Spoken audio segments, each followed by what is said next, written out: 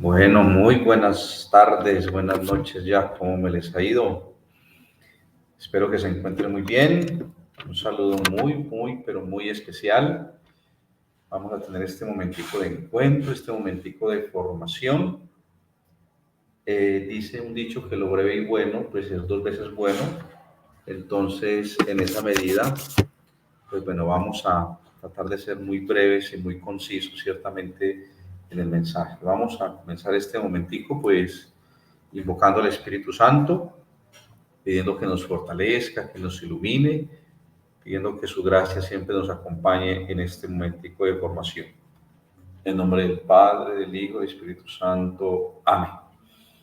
Oh alto y glorioso Dios, ilumina las tinieblas de mi corazón y dame fe recta, esperanza cierta, caridad perfecta, humildad profunda, sentido y conocimiento, Señor, para que cumpla tu santo y verdadero mandamiento. Amén.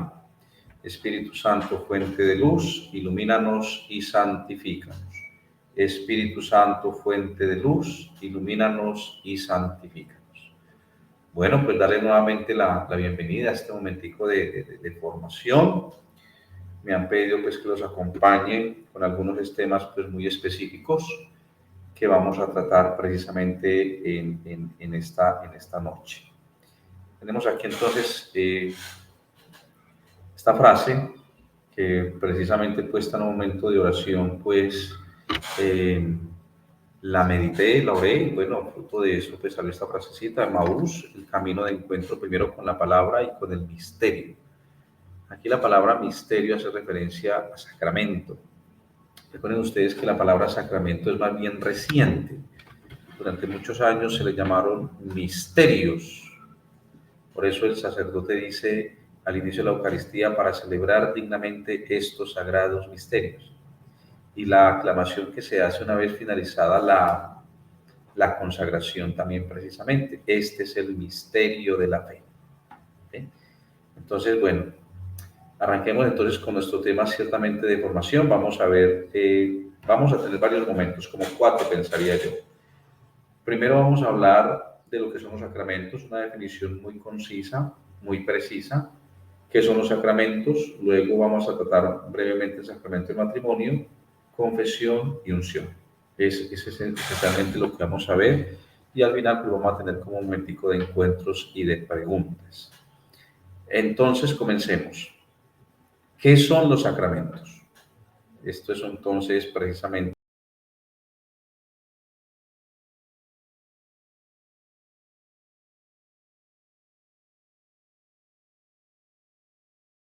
de los enfermos. Ahí tenemos nosotros entonces precisamente lo que vamos a ver.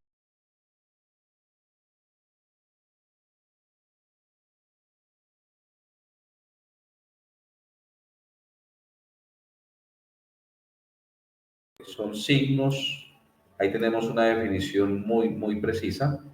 ¿Qué son los sacramentos? Son signos sensibles instituidos por Jesucristo y confiados a la Iglesia para comunicar la gracia. Es como una definición ciertamente que encierra, que condensa lo que son los sacramentos. Entonces vamos a comenzar como a desglosarla muy brevemente. Primero lo que dice la definición es que los sacramentos son signos sensibles. Eso es muy importante. Y los signos sensibles son elementos tomados de la naturaleza. Palabras, acciones o elementos mismos tomados de la naturaleza que dentro de la celebración del sacramento pues adquieren un profundo significado. Esos signos sensibles son palabras, acciones y otros elementos materiales. Pues, por ejemplo, el sacramento del bautismo, ¿no? Los signos sensibles del sacramento del bautismo, ¿cuáles serán? Ese es el agua y las palabras que dice el sacerdote. Por eso es muy importante tomar atención a esa larga oración que realiza el sacerdote cuando está bendiciendo el agua del sacramento del bautismo, ¿sí? Precisamente porque el agua a lo largo de toda la historia de la salvación va teniendo diferentes significados. El agua del diluvio, el agua del mar, cuando el pueblo de Israel pasó por el mar, el agua que es signo de destrucción, recuerdan ustedes los tsunamis, pero el agua que también es signo de vida. ¿sí? Entonces, es el agua del bautismo, que precisamente son esos signos sensibles, no se pueden cambiar. Los signos sensibles del sacramento de la Eucaristía, por ejemplo, pues son el pan, el vino y las palabras de consagración. No se pueden cambiar, no se pueden alterar. La materia del sacramento es inalterable. Los signos del sacramento, por ejemplo, de la confirmación, pues tenemos el crisma, la imposición de las manos, las palabras que dice el señor obispo. Bien, entonces que quede claro el primer aspecto, que son signos sensibles, que como signos materiales remiten, me transportan, me comunican a una realidad espiritual trascendente. Segunda parte de la bendición, son instituidos por Jesucristo. Todos los sacramentos de la nueva ley son de institución divina. Cristo nuestro Señor los instituyó y los confió precisamente a la Iglesia. Son de institución divina. ¿Sí? Bueno, el sacramento del matrimonio es un caso muy especial porque no lo instituye nuestro Señor Jesucristo, porque ya estaba. Desde que hay humanidad, hay matrimonio. Lo que hace nuestro Señor Jesucristo, ya lo vamos a hablar más adelante, ese caso particular del matrimonio. Pero precisamente todos los 7 sacramentos son de institución divina. Por supuesto que nuestro Señor Jesucristo no dejó determinada muy minuciosamente su celebración, solo instituyó lo esencial, los signos, es decir, la materia y la forma del sacramento. Son signos sensibles instituidos por Jesucristo. ¿Y a quién los confió? Pues los confió la Iglesia. La Iglesia es la administradora de los sacramentos. El ministro es el que actúa en la persona de Cristo. La iglesia es la administradora de la multiforme gracia de Dios. La iglesia no es dueña de los sacramentos. La iglesia los administra siempre en nombre de Cristo. Bien, confiados a la iglesia para comunicarnos ¿qué? Para comunicarnos la gracia. Entonces aquí vamos a hablar muy brevemente de los efectos de los sacramentos, que son esencialmente 3. Está la gracia sacramental, la gracia santificante y el carácter sacramental. Comencemos con el primer efecto del sacramento, que es precisamente la gracia santificante. La gracia santificante es el primer efecto de los sacramentos. Ese es el primer efecto de los sacramentos, la gracia santificante. Gracia santificante. Esta gracia santificante la conceden todos los 7 sacramentos. ¿Pero qué es la gracia? La gracia no es algo que Dios crea externo a Él y que luego nos da. No es un principio con causalidad eficiente que es algo externo a Dios y que luego Dios en los sacramentos nos lo concede. No. La gracia es la misma vida de Dios. Dios en los sacramentos nos comunica su vida. Por eso la figurita ahí del costado abierto de Cristo nace en los sacramentos. Que sale del costado de Cristo, sangre y agua. La sangre es la vida. Y eso es lo que Dios nos da en los sacramentos. Eso es la gracia, la misma vida de Dios. Luego viene precisamente otro de los efectos de los sacramentos, que es precisamente la gracia sacramental. Entonces recordemos que todos los 7 sacramentos conceden la gracia santificante, todos sin excepción alguna, todos conceden gracia santificante. Nos comunican la vida de Dios y nos hacen santos. Luego viene el segundo efecto, que es precisamente la gracia sacramental. Entonces, la gracia sacramental es la misma gracia santificante, pero aplicada al fin particular de cada sacramento. Volvamos al anterior. Todos los 7 conceden gracia santificante, todos. Pero la gracia sacramental del bautismo es diferente a la gracia sacramental de la Eucaristía, por ejemplo. La gracia sacramental del orden sacerdotal es diferente a la gracia sacramental de la confirmación. La gracia sacramental, según lo dicen los teólogos que profundizan sobre estas cuestiones, la gracia sacramental es la misma gracia santificante, pero ahora configurada al fin particular, o mejor, adecuada al fin particular de cada sacramento. Entonces, comunica la gracia. ¿Qué gracia? La gracia santificante, que la conceden todos los 7 sacramentos, y la gracia sacramental, que es precisamente un auxilio especial que precisamente se concede en cada sacramento. Luego tenemos nosotros un tercer efecto, que es el carácter sacramental. Carácter sacramental. Este carácter sacramental solamente lo confieren 3 sacramentos: el bautismo, la confirmación y el orden sacerdotal, no más. Bautismo, confirmación y orden. ¿Cómo entender el carácter sacramental? El carácter sacramental es un sello espiritual, imborrable, indeleble, impreso en lo más profundo del alma por Dios, como con un hierro candente.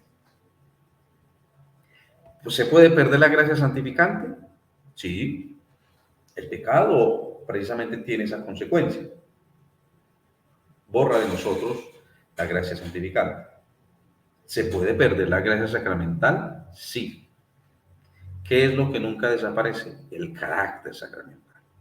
Es un sello espiritual, imborrable, indeleble, impreso en lo profundo del alma por Dios, como con un hierro candente.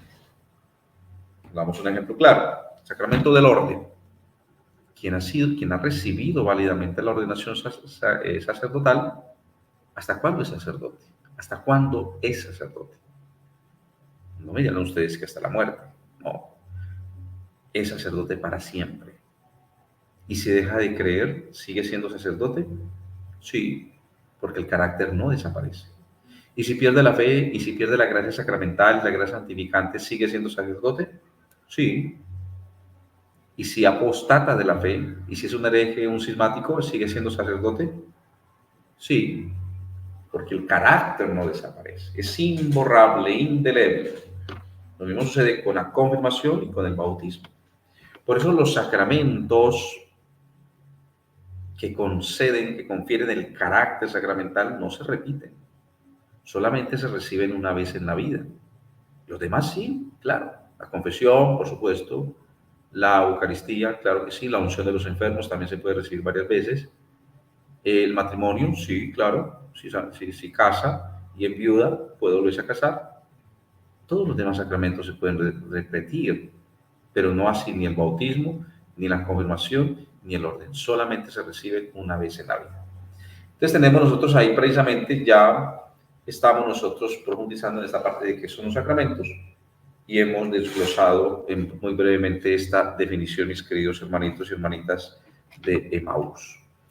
Vamos entonces al siguiente elemento. Vamos a comenzar con el sacramento del matrimonio. El sacramento del matrimonio. Esta definición es sacada, ahí están las referencias abajo, del Código de Derecho Canónico, Canon 1055, y del Catecismo de la Iglesia Católica en el numeral 1601. Es una definición corta, pero densa, en algunos elementos que busca precisamente acercarnos a esa realidad del sacramento. No me voy a detener mucho en ella, solamente tocaré algunos elementos esenciales de esta definición. Voy a leer. Dice: la alianza matrimonial por la que el varón y la mujer constituyen entre sí un consorcio de toda la vida, ordenado por su misma índole natural al bien de los cónyuges y a la generación y educación de la prole, fue elevada por Cristo nuestro Señor a la dignidad de sacramento entre bautizados. Varios elementos que hay que destacar. Primero, en esta definición aparecen 4 elementos. El sacramento del bautismo descansa sobre 4 columnas, como las 4 paticas que tiene esta mesa. Sobre 4 elementos descarga, se sostiene, se fundamenta el sacramento del matrimonio, y ahí está. Primero, la unidad del sacramento del matrimonio. Uno con una. El matrimonio solamente se da entre varón y mujer. Uno con una. Hoy en día, ciertamente, la ideología de género pues, ha querido vendernos la idea del matrimonio igualitario. Del matrimonio entre 2 hombres, entre 2 mujeres. Es una locura, es un desvarío total llamarlo matrimonio, porque no lo es. Llámelo como quiera. Llámelo unión libre, llámelo unión marital de hecho, llámelo como quiera, pero no se le puede llamar matrimonio. La primera parte de la definición es clara: varón y mujer. Varón y mujer. Incluso los matrimonios, los mal llamados, erróneamente llamados matrimonios igualitarios, pues incluso contradicen la misma palabra matrimonio. Viene de matriz. Matriz, mater, matriz, viene de la palabra madre, de matriz. El matrimonio es una relación abierta a la vida, es una relación fecunda. ¿Qué relación fecunda puede haber entre dos hombres o dos mujeres que se casan? No la hay. Entonces, lo primero es eso, el matrimonio es entre hombre y una mujer, entre varón y mujer. Esa es la primera propiedad del matrimonio y es la unidad, uno con una. Segunda propiedad del matrimonio, ahí la tenemos y es precisamente la indisolubilidad. Segunda precisamente es la indisolubilidad. Y esta indisolubilidad, queridos hermanos, ¿a qué se refiere? Que el matrimonio es para siempre. El matrimonio es para siempre. Ahí se los voy a escribir para que lo tengamos muy presente. La indisolubilidad del matrimonio. Esa es la segunda de las propiedades, la indisolubilidad. Lo que Dios ha unido, que no lo separe el hombre. El matrimonio es para siempre. Las decisiones más fundamentales de nuestra existencia comprometen toda la vida. El matrimonio es para siempre. Es el para siempre. Que es un sí que hay que irlo renovando constantemente. Yo, por la gracia de Dios, me ordené hace un poco más de 2 años. 2 años, 2 meses. Pero todos los días tengo que renovarle al Señor mi entrega. Lo mismo en el sacramento del matrimonio. Se da un momento puntual, esa unión, ese vínculo.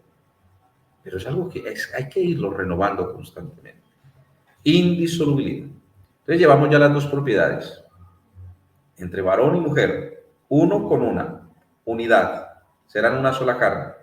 Segunda propiedad, la indisolubilidad, el para siempre del matrimonio. Tenemos ya entonces las dos propiedades. Ahora vamos nosotros a ver, queridos hermanos, los dos fines del matrimonio. Hay dos fines del matrimonio. El primero es, ahí está muy clarito, el bien de los cónyuges. Y el segundo es la generación y educación de la prole. Ahí están los dos fines del matrimonio.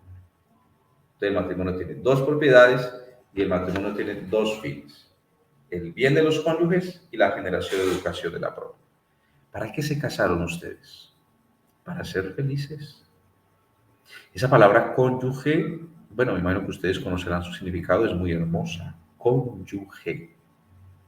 Cónyugo. Hace muchos años en el campo, incluso hay lugares donde aún se ara con bueyes. Existe el arado con bueyes. Y los bueyes van unidos ¿a qué? Al yugo. ¿Qué pasa si uno de los bueyes ese día no quiere arar, no quiere trabajar? El otro tampoco puede, porque es que van unidos, van unidos si el uno no quiere trabajar, el otro tampoco puede. ¿Y qué pasa si uno de los bueyes quiere trabajar más rápido que el otro? Pues tampoco puede, porque puede lastimar al otro buey. Entonces, la conyugalidad exige que vayan caminando paso a paso, al mismo ritmo, que se apoyen el uno al otro. Cuando veo que mi pareja está fallando, cuando veo que mi pareja, hombre, dice, hay algo que no funciona, ¿la dejo?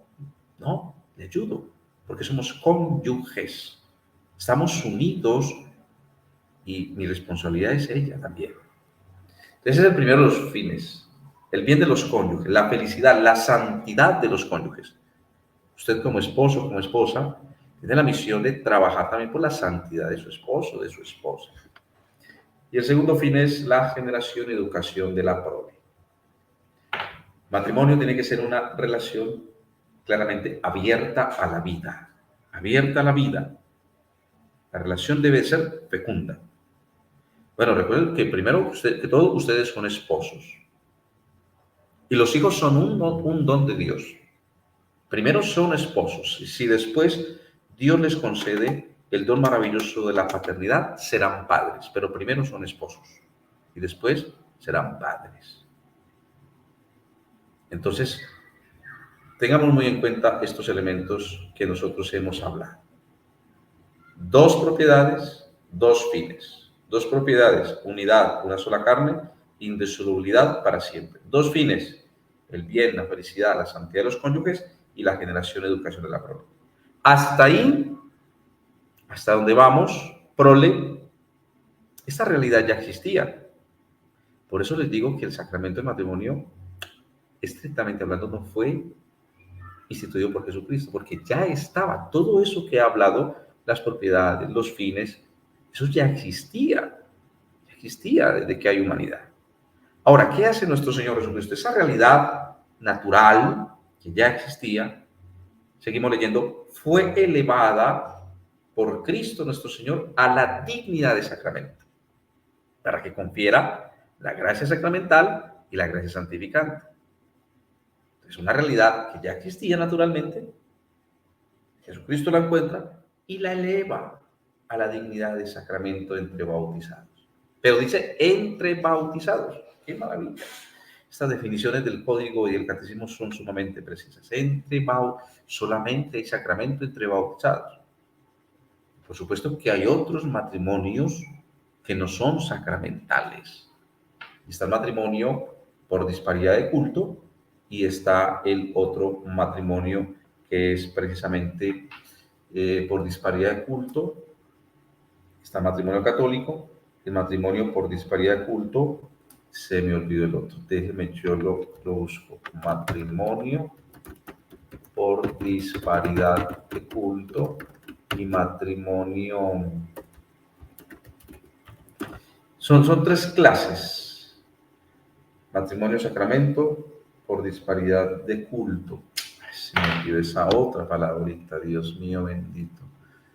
Matrimonio mixto, ahora ya lo encontré. Está el matrimonio mixto y está el matrimonio por disparidad de culto. Entonces, el matrimonio mixto, los matrimonios mixtos son aquellos en los cuales precisamente una parte es cristiana católica y la otra parte es cristiana no católica. Ese vendría siendo precisamente el matrimonio mixto. Y el matrimonio por disparidad de cultos es precisamente cuando hay una parte que es cristiana católica y otra parte que no es ni siquiera cristiana. Entonces hay que saber diferenciar ahí muy bien, puede celebrarse precisamente muy bien esos matrimonios. El matrimonio mixto, un ejemplo, yo bautizado y recibido todos los sacramentos en la Iglesia Católica, me enamoro de una mujer que es cristiana no católica, es adventista, es pentecostal, ella es bautizada, ella es cristiana, pero no es católica. ¿Puede celebrarse el matrimonio? Sí, es el mixto. Para mí será sacramento, para ella será matrimonio no sacramental. Y el disparidad de cultos, yo, cristiano, católico, bautizado, todos mis sacramentos, me voy para la India, por allá me enamoro de una hindú, una mujer que no es cristiana. ¿Se puede celebrar el matrimonio? Claro que sí. Para ella no es sacramento, para mí sí es sacramento. Falta hay que hacer unas aclaraciones, y es precisamente que que ella respete mi fe católica y que los hijos sean formados en la fe católica. Pero bueno, eso ya será tema de otra charla en las clases de matrimonio. Muy bien, entonces hasta ahí podemos llegar al sacramento de matrimonio. No quisiera mandarles más información que la que está contenida precisamente aquí en este video. Pasemos al sacramento de la penitencia. Vamos ahora al sacramento de la penitencia. Volvemos al catecismo de la Iglesia Católica, numeral 1422. Los que se acercan al sacramento de la penitencia obtienen de la misericordia de Dios el perdón de los pecados cometidos contra Él y al mismo tiempo se reconcilian con la Iglesia, la convirtieron con los pecados. Ella les mueve a la conversión con su amor, su ejemplo y sus oraciones. El pecado es ante todo una ofensa a Dios. Es una ruptura de la comunión con Él. El pecado hace que perdamos la gracia, la vida de Dios. Por eso el pecado es muerte. El pecado es muerte. Si nosotros comprendiéramos la gravedad del pecado, hombre, Es que estamos muertos en vida cuando estamos en el pecado, porque es que no tenemos la gracia. Podríamos decir, somos desgraciados cuando estamos en pecado. Esa frase sí es textual, literal, profunda, fuerte. Somos desgraciados cuando estamos en pecado mortal, porque es que no tenemos la gracia. Es una ofensa a Dios, es una ruptura de la comunión con Él. Se rompe nuestro vínculo con Dios. Al mismo tiempo atenta contra la comunión de la iglesia. Es que estamos unidos los unos con los otros. Por eso la conversión implica a la vez el perdón de Dios y la reconciliación con la iglesia, que es la que expresa y realiza litúrgicamente el sacramento de la penitencia y de la reconciliación. Volvemos al catecismo con la sagrada unción. No está la unción, este es otro ya. Entonces, sacramento de la confesión. Este sacramento sí fue instituido por Jesucristo nuestro Señor, pero ya existía del Antiguo Testamento. Y les tengo para decirles, queridos hermanos de Maús, que la confesión del Antiguo Testamento era una cosa muy complicada, muy complicada. Muy brevemente les voy a decir cómo eran más o menos los ritos de confesión y de expiación en el Antiguo Testamento. Primero, tenía que haber primero el penitente hacer un examen profundo de conciencia y dependiendo de la gravedad de su pecado, tenía que elegir de entre sus animales, de entre su ganado, una vaca, un toro, un corderito, dependiendo de la gravedad de su pecado. Era algo que costaba, había que hacer un gran sacrificio en una cultura donde los animales eran uno de los principales medios de subsistencia, tener que sacrificar uno, eso costaba. Tenía que escogerse el mejor de los animales, el mejor, sin defecto. Escogía el animal y ahora tenía que emprender un largo viaje hasta Jerusalén, que podía tardar días, incluso semanas. ¿Se imaginan al penitente caminando por el desierto con una vaca, con un toro, con un buey? Bueno, una cabrita, una ovejita se controla fácilmente, pero un animal grande no. Expuesto a ladrones, a situaciones tan difíciles del desierto. Llegaba al templo y el sacerdote examinaba el animal. El animal no podía tener ningún defecto, porque a Dios siempre se le ofrece lo mejor. Ahora, si tenía suficiente dinero, pues sencillamente compraba el animal en el templo, animales que ya estaban autorizados por el sumo sacerdote. Luego, cuando el sacerdote ya aprobaba el animal para el sacrificio, al penitente, ya tengo a la mano, se le entregaba un cuchillo. Se le entregaba un cuchillo al penitente. Y el penitente con sus propias manos tenía que matar al animal. Tenía que descuartizarlo y sacarle las vísceras. Una parte se quemaba, otra parte se despreciaba, se excluía. En ese momento, ya cuando ya habíamos sucedido toda esta carnicería, entonces el penitente entregaba esas partes internas del animal al sacerdote, el sacerdote las ponía sobre unos carbones y el penitente veía cómo el humo de su víctima subía hasta el cielo. Y en ese momento, curiosamente, delante del sumo sacerdote confesaba todos sus pecados. Al mismo tiempo que veía que el humo de la víctima que él había sacrificado subía al cielo, confesaba todos los pecados delante del sumo sacerdote. Esto es interesante, ya existía esa confesión. ¿Por qué tenía que confesarlos? Porque había algunos pecados que necesitaban otros medios de penitencia. Por eso el sacerdote actúa también como juez para discernir si los pecados que me está diciendo el penitente se pueden perdonar con esta víctima o requieren otro sacrificio. Y por supuesto que en el Nuevo Testamento hay muchos casos de esto. Tenemos el Evangelio de San Juan, capítulo 20, versículo 23, Cristo resucitado se aparece a sus apóstoles y ¿qué les dice? A quienes ustedes perdonen los pecados les quedan perdonados, a quienes los perdonen les quedan sin perdonar. Tenemos claramente el sacramento de la confesión, que se nos ofrece como una segunda tabla. La primera tabla, la del bautismo, la primera tabla de la salvación. y hay una segunda que es el sacramento de la penitencia.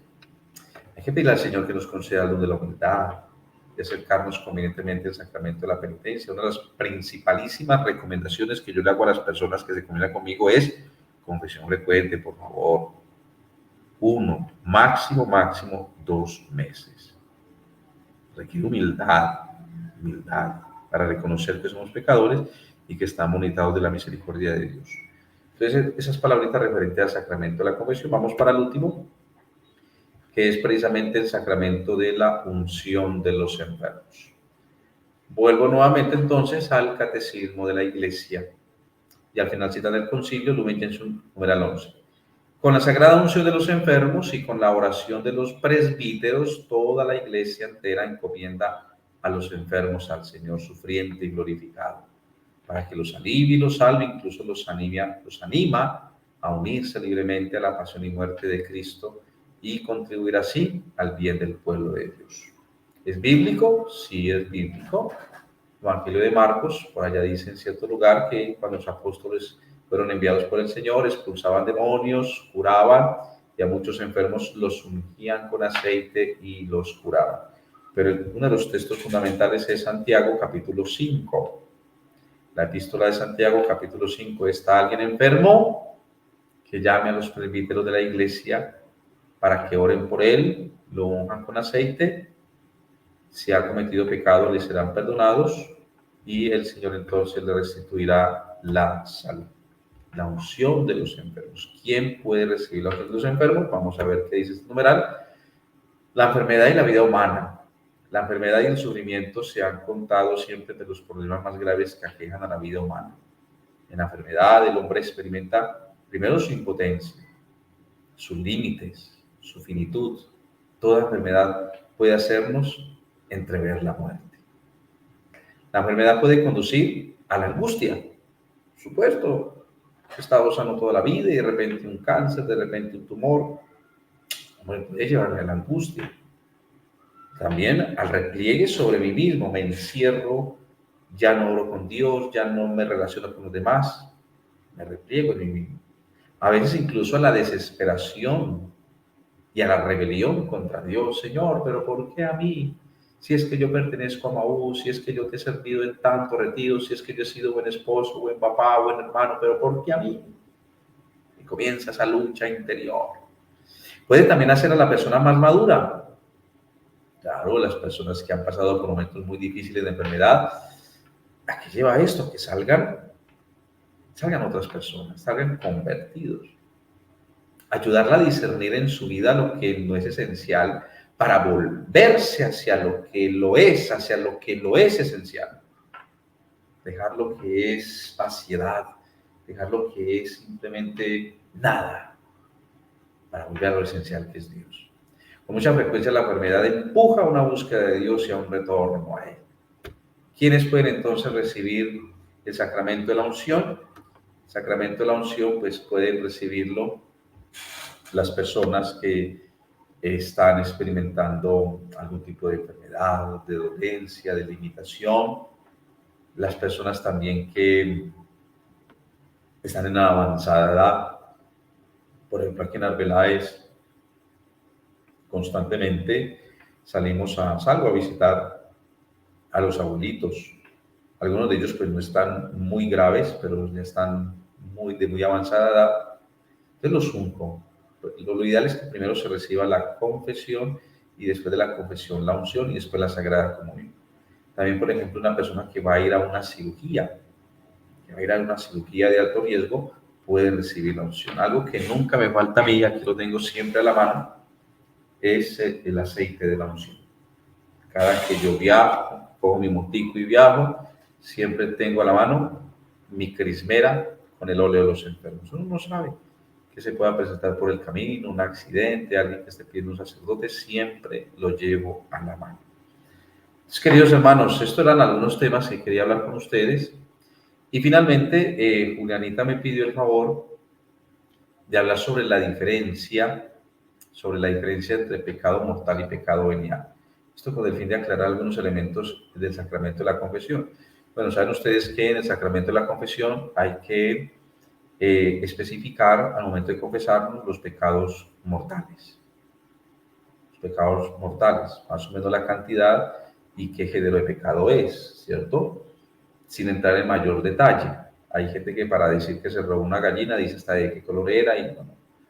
Entonces, los pecados mortales, todos ellos necesitan confesión. Los pecados veniales no mucho. Saben ustedes que en la celebración de la Eucaristía, en muchos momentos se perdonan los pecados veniales. No en vano hacemos al iniciar la Eucaristía el acto penitencial, también en la lectura del Santo Evangelio se perdonan los pecados veniales, pero San Agustín recomienda que es menester confesarlos de vez en cuando, ¿sí? Porque saben ustedes que los pecados veniales, si son muy repetitivos, pueden llevar también a un pecado mortal, pero ¿cuál es la diferencia entre ambos? Los pecados mortales y los pecados veniales pues son formas diferentes de categorizar, digamos de alguna manera, nuestras ofensas a Dios y a los demás. Los pecados no son algo en lo que normalmente nos guste detenernos, pues ya que nos recuerdan nuestras faltas, nuestras fallas. Sin embargo, la Iglesia pues nos anima a reconocer la gravedad de nuestros pecados y volver al Padre, como hablábamos ahora en el sacramento de la confesión, confesándolos precisamente con humildad. Al hacerlo, pues, nos unimos a Dios y nuestra relación con Él se restaura y la relación con nuestros hermanos. Hablar de pecado, la Iglesia, pues, nota la diferencia entre pecado mortal y pecado venial. ¿Cuál es el pecado mortal? El pecado mortal, lo define el Catecismo de la Iglesia, como una infracción grave a la ley de Dios. Y añade que ese pecado aparta al hombre de Dios, que es su fin último, y su bienaventuranza, prefiriendo un bien inferior.